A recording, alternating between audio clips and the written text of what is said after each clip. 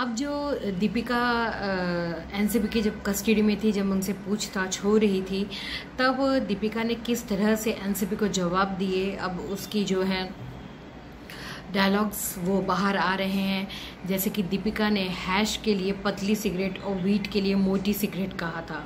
जी हाँ, ये अपने आप में ही बहुत स्ट्रेंज लगता है और बहुत ही बचकाना लगता है जब हम सुनते हैं तो। लेकिन वहीं पे जब दूसरे कमरे में जो करिश्मा प्रकाश से जो एनसीबी पूछताछ कर रही थी, जब उनसे भी करिश्मा से भी जब लिखित में ली एनसीबी ने जब बयान दर्ज किए, तो करिश्मा ने भी जो है हैश को पतली सिगरेट और वीट को मोटी सिगरेट बताया था। एक दिन पहले ही दोनों गोवा में साथ में थी। आपको पता होगा दीपिका पादुकोण गोवा से मुंबई पहुंची थी, मुंबई के एक होटल में रुकी थी और फिर अगले दिन वो एनसीबी से पूछताछ के लिए, इंक्वायरी के लिए उनके ऑफिस गई थी। और उस एक दिन में इन दोनों ने, करिश्मा और दीपिका ने आपस में काफ़ी साझेदारी की है, समझदारी तो खूब दिखाई है, लेकिन बावजूद इसकी ये दोनों जो हैं वो अभी भी एनसीबी के निशाने पर हैं और बच नहीं पा रही हैं।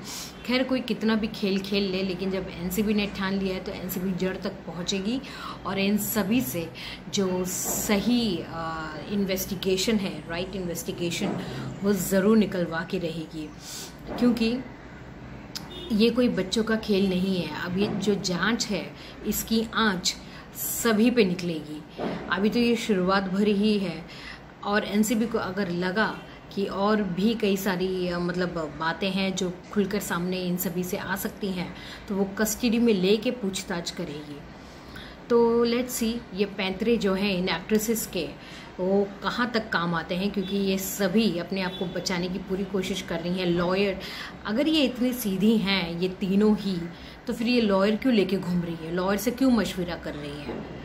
लॉयर नहीं होना चाहिए फिर, अगर ये इतनी सीधी हैं तीनों ही सुशांत पे आरोप डाल रही हैं अपने आप को बचाने के लिए। मतलब शर्म बेच के खा चुके हैं ये जो जात है, इनकी जमात है, ये शर्म बेच के खा चुकी है। ठीक है, ऐसे व्यक्ति पे आरोप लगा रहे हैं कि जो कि अपने आप को बचाने के लिए इस वक्त हमारे बीच में नहीं है। इनको क्या लगता है कि आरोप लगा के बच जाएंगे? खैर, हम तो कोई नहीं होते बोलने वाले। एनसीबी इन्वेस्टिगेशन कर रही है, लेकिन इनकी जो बेवकूफ़ियाँ हैं वो अपनी बेवकूफ़ियों से भले ही पकड़े जाएं, क्योंकि कहते हैं ना, नकल में भी अक्ल की ज़रूरत होती है।